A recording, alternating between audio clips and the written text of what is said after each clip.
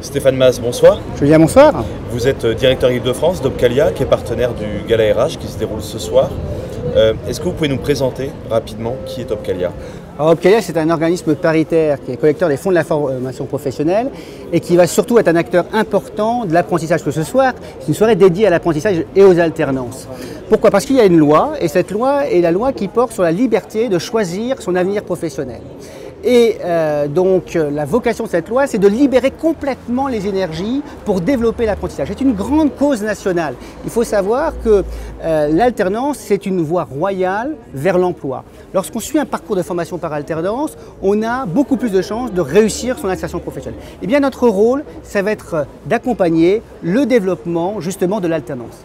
Alors peut-être en quelques points, je peux vous dire comment. Quel est le rôle justement d'Opcalia? Alors il va être à différents niveaux. Tout d'abord, le premier niveau, c'est d'accompagner les branches. Les branches, elles vont avoir à travailler sur les contenus de formation, les formations donc professionnelles, pour qu'elles soient au plus près des besoins des entreprises. Et notre rôle, ça va être de structurer, d'organiser cela pour que ces contenus de formation, de certification répondent au mieux aux besoins des entreprises.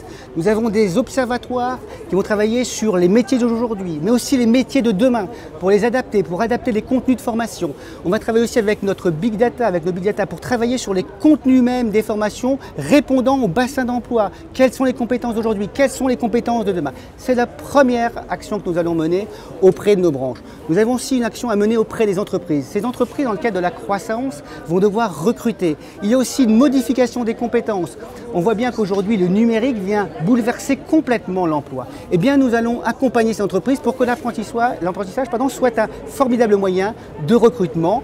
Eh bien, accompagner ces entreprises de recrutement même de leurs apprentis jusqu'à la construction des modules, jusqu'au choix de leur organisme de formation, jusqu'à l'insertion professionnelle du jeune vers l'emploi. C'est le deuxième point. Et puis le troisième point, nous avons ces CFA. Ces CFA, ces écoles qui vont devoir aussi modifier leur façon de fonctionner. Ils vont devoir retravailler sur leur contenu pédagogique, le rendre plus numérique, le rendre plus dynamique, le rendre plus en phase avec les besoins de l'entreprise.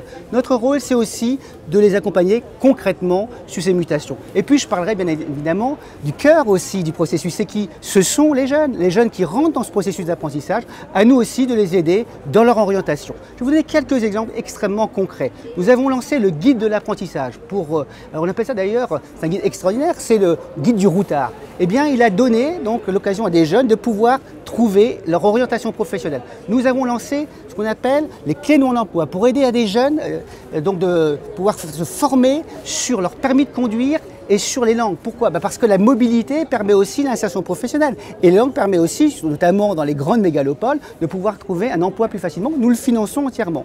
Nous allons lancer notamment un chatbot sur l'alternance. Vous voyez que sur tous ces sujets-là, Opcalia est présent, acteur, parce que nous voulons être un acteur important dans les processus d'alternance pour aider les jeunes et d'ailleurs les moins jeunes à retrouver un emploi et puis aussi à faire de l'alternance une voie d'excellence vers des emplois qualifiés. Il faut savoir que l'alternance, c'est du niveau, je dirais, CAP jusqu'au niveau ingénieur. C'est une vraie voie royale vers l'emploi. Ce qui est une route longue en France, puisque dans l'opinion publique, souvent a été décrié l'apprentissage et a été réservé souvent aux métiers beaucoup plus lié à l'artisanat. Bien sûr, c'est une voie d'excellence aujourd'hui. Il ne faut pas croire que c'est une voie de garage. Au contraire, il y a les niveaux 5, le beau geste, l'artisanat, l'art.